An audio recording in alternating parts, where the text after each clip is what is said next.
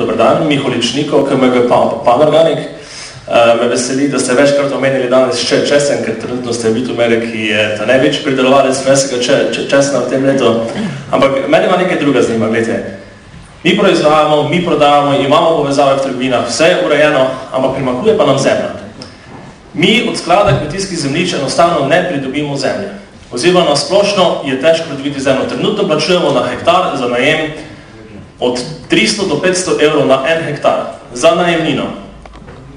Kako priti do zemlje? Kako dejansko, glede na to, pa tudi ko dobimo zemljo, je to razparcerirano po celem Pomurju, tako da se treba logistično že ne vem kak problem. In potem se kdaj kdo vpraša, zakaj je slovenski česen drag. Zaradi tega je tudi drag. Ne?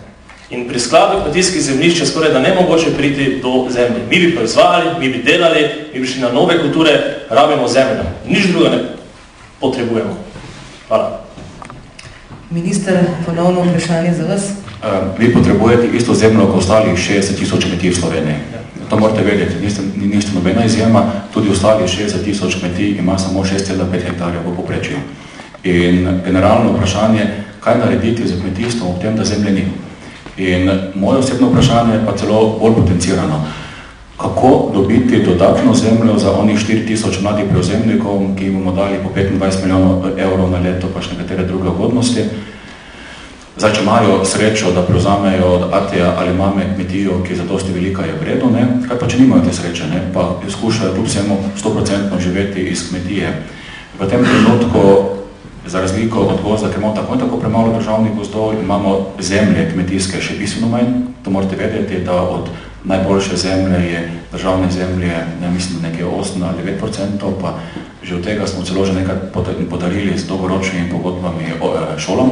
Mi tu želimo, da se šole imajo kje mladi učiti. Je pa to problem, ki bomo skušali reševati. Mi smo upali, da bomo lahko reševali preko nekega neobičajnega ukrepa in to je bil ukrep, da bi pri spremembe namembnosti imeli tako dosti visoko najemnino oziroma povračilo, da bi lahko preko tega v bistvu pripravili nova zemljišča, ki bi jih davali, če bi bilo po mojem, bi davo mladim kmetom, v bistvu kmetijam, ki komaj zaganjajo, ne.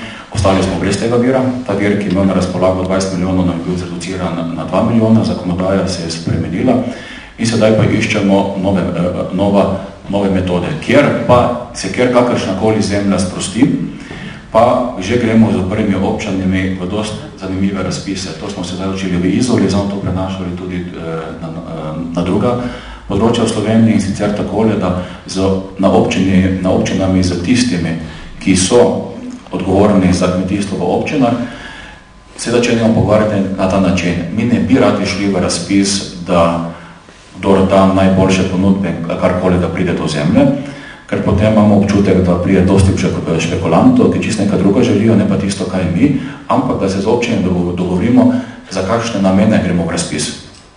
Pa in to zdaj testiramo v Izoli, prve izkušnje so zelo dobre in ko se bolj ali manj projekt začne, bi ga radi izpeljali po celi Sloveniji. To je tudi ena izmed možnosti.